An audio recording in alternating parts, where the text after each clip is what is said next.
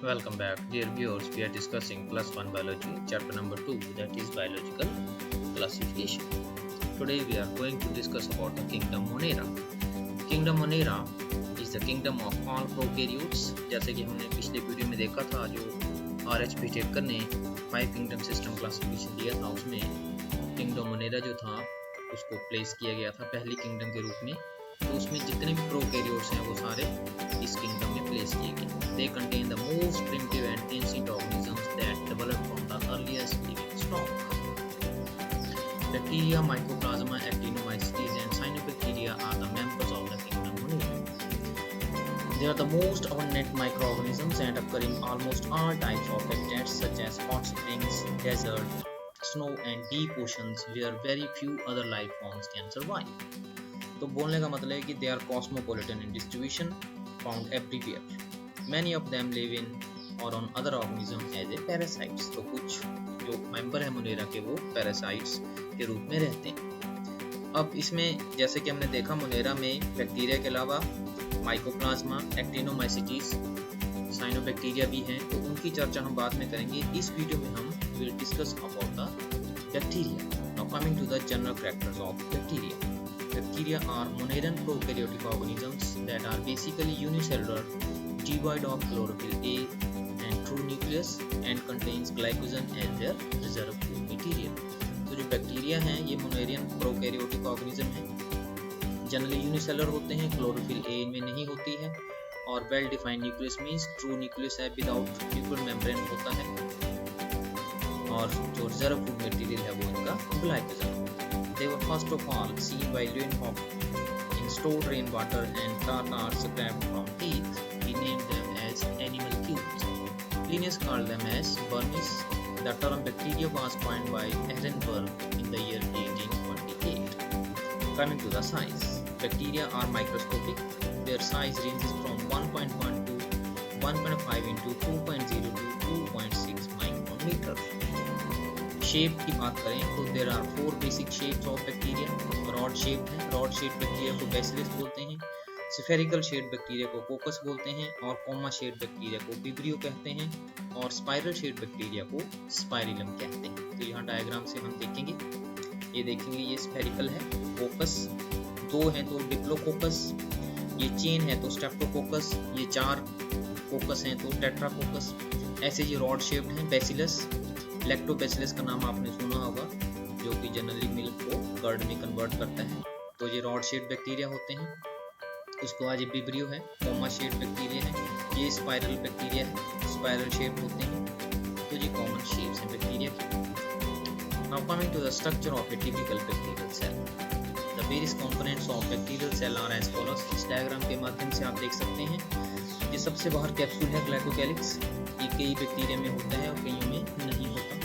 उसके बाद cell wall होती है। जो सेल वॉल है इसकी कंपोजिशन जो है वो थोड़ी सी अलग होती है अगर हम इसकी कंपैरिजन करें प्लांट्स और फंजाई के साथ। तो जो सेल वॉल है it is made up of peptidoglycan. उसके बाद प्लाज्मा मेम्ब्रेन है। Plasma membrane is made up of phospholipids and proteins and it regulates the exchange of material. उसके बाद है साइटोप्लाज्म, ये साइटोप्लाज्म है। अब since it is a prokaryotic cell so it doesn't have membrane bound organelles. जितने भी membrane bound organelles है वो यहाँ इसमें एब्सेंट होती है। ये सेंटर में जो डीएनए है वो स्कैटर्ड होता है, it is known as nucleoid. Nuclear जो मेम्ब्रेन है वो नहीं पाई जाती। अब इसमें चूंकि सेल ऑर्गेनेल्स नहीं होते इसलिए जो मेटाबॉलिक रिएक्शंस हैं उनके लिए जो सरफेस एरिया वो कम पड़ जाता है। तो उसको कंपनसेट करने के लिए जो इनर जो प्लाज्मा मेम्ब्रेन होती है it gets infolded to form a special structure which is known as mesosome. ये आप देख सकते हैं यहाँ पर जो मेसोसोम है it increases the surface area for metabolic reactions. इसके अलावा इसमें राइबोसोम्स होते हैं। राइबोसोम जो है 70s टाइप के होते हैं। ये प्लाज्मिड होता है, एक्स्ट्रा क्रोमोसोमल जेनेटिक मटेरियल होता है प्लाज्मिड, और ये फ्लैजेलम होता है which is meant for the locomotion. ये सेक्स पिलाई होती हैं which helps in binding the bacteria with another bacteria during the process of conjugation. तो ये बैक्टीरिया की जो है वो सेल की डिटेल स्ट्रक्चर है, आप लोग देख सकते हैं। इसी को हम आगे देखेंगे द्वारा आगे। सेल एनवेलप, सबसे पहले the cell envelope is made up of 2 to three layers: plasma membrane, cell wall, and in some species an outer capsule. Capsule की बात करें तो some species of bacteria have a third protective covering capsule. It is made up of polysaccharides, complex carbohydrates होते हैं. Capsule protects the cell against desiccation, antibiotics and virus attack. तो जो capsule है basically ये protection provide करता है bacteria को. उसके बाद है अगला code cell wall. Each bacterium is enclosed by a rigid cell wall. It is composed of peptidoglycan in contrast to cellulose in case of plants. The wall provides a shape and protection to the cell. Next is plasma membrane. It is a layer of phospholipid and proteins which encloses the interior of the bacterium. It regulates the flow of material in and out of the cell. ये हमने पहले कर लिया है. उसके बाद है mesosome. ये भी बता दिया आपको. Plasma membrane gets enfolded to form a structure known as mesosome. It increases the surface area for the metabolic activities. Next one is cytoplasm. It is a gel-like matrix composed of water, enzymes, nutrients, wastes, and gases, and contains cell structures such as ribosomes, a chromosome, and plasmids. और तो कोई इसमें कुछ होता नहीं है. तो unlike the eukaryotic cells, जो true cells होते हैं, बैक्टीरिया में true nucleus and membrane bound organelles are absent. Membrane bound organelles जैसे गोल्गी बॉडी है, एंडोक्राइन रेटिकुलम, लाइसोसोम एक्स्ट्रा, ये सारे एब्सेंट होते हैं. उसके बाद nucleoid. The nucleus in bacteria is not bounded by nuclear membrane and is known as nucleoid और genophore. उसके बाद प्लाज्मिड की बात करें तो they are extra chromosomal genetic material present in some bacteria. अगर प्लाज्मिड पेरेंट क्रोमोसोम के साथ एसोसिएट हो जाता है तो इसी को हम एपिसोम बोलते हैं. दोनों में अंतर स्पष्ट कर लेना आपने. प्लाज्मिड और एपिसोम में क्या अंतर होता है कि अगर प्लाज्मिड फ्री है साइटोप्लाज्म में तब तो हम इसको प्लाज्मिड बोलेंगे. अगर प्लाज्मिड जो है gets associated with the parent chromosome then we use the term episome for it. तो प्लाज्मिड है, ये बायोटेक्नोलॉजी में बहुत ज़्यादा इसका यूज होता है. उसके बाद है राइबोसोम्स. बैक्टीरिया में जो पाए जाने वाले राइबोसोम्स हैं they are of 70s and the two subunits of 70s ribosome are 30s एंड 50s. उसके बाद है flagella. Flagella long thread like structure होती है which helps in the locomotion. The bacterial flagellum is composed of three parts: filament, hook, and basal body. Next is flagellation. The arrangement of flagella on the surface of the bacterium is known as flagellation. Flagellation का arrangement किस प्रकार से है तो उस arrangement को flagellation कहते हैं. Now depending on the presence और absence, number and position of flagella the bacteria shows following type of flagellation. यहाँ इस डायग्राम से देखेंगे आप. ये सबसे पहले ए ट्राइकस. ए का मतलब होता है अब्सेंट, ऐसा बैक्टीरिया जिसमें कोई भी फ्लैजेला नहीं होता है. Bacteria having no flagella is known as atrichous. उसके बाद monotrichous. Mono mean single. Bacteria having one flagellum at one and.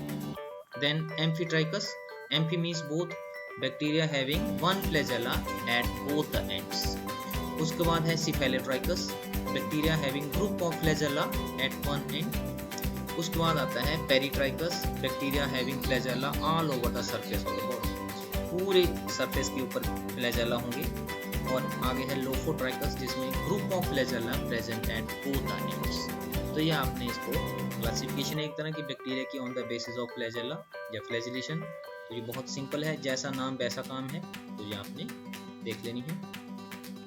Atrichus flagella absent. Monotrichus single flagellum is present at one end. Amphitrichus single flagellum present at both the ends. Cephalotrichus group of flagella present at one end. Lophotrichus group of flagella present at both the ends. And Peritrichus flagella present all over the surface of the body of bacterium, जैसे कि हमने diagram में देखा है. उसके बाद है पिलाई. Many species of bacteria have पिलाई. Singular इसको फाइलस बोलते हैं. Pili are small hair-like projections emerging from the outside cell surface. These outgrowths assist the bacteria in attaching to other cells and surfaces such as teeth, intestine, and from host tissue. उसके अलावा कुछ sex पिलाई होती हैं which helps in attachment during the process of conjugation. Now coming to gram-positive and gram-negative bacteria. Christian Gram एक scientist थे जिन्होंने bacteria के लिए स्टेनिंग प्रोसीजर डेवलप किया. So on the basis of difference in the cell envelope and their response to gram stain, bacteria are divided into two categories, gram-positive and gram-negative. The bacteria which can take up the gram stain are called gram-positive bacteria. तो जिन bacteria ने ग्राम stand को absorb किया और उनको retain करके रखा उनको gram-positive bacteria बोलते हैं. And the bacteria which do not take up the gram stain are called as gram-negative bacteria. तो ग्राम पॉजिटिव बैक्टीरिया की एग्जाम्पल है न्यूमोकोकस, स्ट्रेप्टोकोकस, बैसिलस एक्सेट्रा। उसके अलावा ग्राम नेगेटिव बैक्टीरिया की बात करें तो इसमें Salmonella, Pseudomonas, Escherichia coli, Rhizobium etcetera. Next is nutrition. Bacterial nutrition can be autotrophic और हेटेरोट्रोपिक। ऑटोट्रोपिक न्यूट्रिशन आपको मालूम है is the one in which organisms prepare their own organic material, nutrients from raw material. It is further of two types in case of bacteria, photoautotropic and chemoautotropic. Photoautotropic means manufacturing of food in the presence of sunlight with the help of raw material. पर यहाँ पर जो फोटोऑटोट्रोपिक bacterial जो photosynthesis है, इसमें एक अंतर है कि जो photoautotrophic bacteria they perform anoxygenic photosynthesis means they do not evolve oxygen. जैसे अगर हम जनरल फोटोसिंथेसिस की बात करें तो उसमें ऑक्सीजन जो है वो इवॉल्व होती है एज ए बाई प्रोडक्ट, लेकिन यहाँ पर जो है ऑक्सीजन इवॉल्व नहीं होती। क्यों? क्योंकि जो सोर्स ऑफ हाइड्रोजन है वो इसमें वाटर नहीं होता है। हमने देखा है +1 में जैसे पीछे हमने पढ़ा था फोटोसिंथेसिस में, तो उसमें जो ऑक्सीजन इवॉल्व होती है that comes from water. Now since bacteria they do not use water in their photosynthesis, that's why they do not evolve oxygen in their photosynthesis. तो ये आपने याद रखनी है। तो क्वेश्चन पूछ सकते हैं what is an oxygenic photosynthesis. Clear है? सो दे do not evolve oxygen in their photosynthesis. It is due to the fact that they do not use water as a hydrogen donor. Instead, it is obtained from free hydrogen, hydrogen sulfide और thiosulfate etc. तो जो hydrogen का source है वो water नहीं होता है, बल्कि वाटर के स्थान पर फ्री हाइड्रोजन या हाइड्रोजन सल्फाइड या थायोसल्फेट से ये इसको लेते हैं, इसलिए ऑक्सीजन इवॉल्व नहीं होती। For example Chlorobium, Rhodopseudomonas, Rhodospirillum, Rhodobacter इसके एग्जाम्पल हैं। उसके बाद कीमोसिंथेटिक बैक्टीरिया है। They are those autotrophic bacteria which manufacture their own food with the help of chemical energy. यहाँ पर लाइट एनर्जी यूज नहीं होती, केमिकल एनर्जी की सहायता से ये अपने फूड की सिंथेसिस करते हैं। The chemical energy comes from the exothermic reactions like oxidation of inorganic substances present in their environment. तो जो केमिकल एनर्जी है वो कहाँ से आती है? ऑक्सीडेशन ऑफ इनऑर्गेनिक सब्सटेंसेस से आती है। फॉर एग्जांपल मिथाइलोकोकस, मिथाइलोबैक्टर, ये इसके एग्जांपल। हेटेरोट्रोपिक बैक्टीरिया की बात करें तो heterotrophic bacteria are those bacteria which cannot manufacture their own food. They are further of three types, saprotrophic, parasitic and symbiotic. Saprotrophic की बात करें तो saprotrophic bacteria are those bacteria which grow on dead decaying organic matter. जैसे इसमें Pseudomonas की example है। Pseudomonas जो है वो it is capable of decomposing a wide variety of organic compounds both natural and man made. Parasitic की बात करें तो ऐसे बैक्टीरिया हैं which live on the other host living organism, जिनको होस्ट बोलते हैं।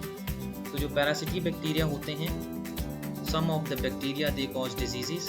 बहुत सारे बैक्टीरिया हैं ऐसे जो डिजीज पैदा करते हैं, जैसे विब्रियो कोलेरी है, साल्मोनेला टाइफोसा है, शाइगेला है। ठीक है जी, ये आप लोग आगे पढ़ेंगे इसके बारे में। बैसिलस है, क्लोस्ट्रीडियम है। तो बहुत सारी जो डिजीजेस भी पैदा करते हैं जो पैरासिटिक बैक्टीरिया हैं। और तीसरे हैं सिम्बायोटिक। सिम्बायोसिस होती है mutually beneficial relationship between two organism. तो कुछ बैक्टीरिया जो है वो सिम्बायोसिस के द्वारा सिम्बायोटिक एसोसिएशन बना के रहते हैं। जैसे हमारे दैनिक जीवन की अगर बात करें तो हमारे इंटेस्टाइन में इस्टिचिया कोलाई रहता है, ये सिम्बायोटिक बैक्टीरिया है। ऐसे ही आपने राइजोबियम के बारे में सुना होगा, जो कि लेगुमिनस प्लांट्स की जो रूट्स होती हैं उनके रूट नोड्यूल में रहता है, नाइट्रोजन फिक्सेशन करता है वहाँ पर और बदले में प्लांट उनको शेल्टर देता है। तो इस प्रकार से ये बैक्टीरिया की न्यूट्रिशन के बारे में। अभी जो अगला टॉपिक है वो है रिप्रोडक्शन, वो हम अगले वीडियो में उसकी चर्चा करें। तो आज की वीडियो में इतना ही। Thank you very much.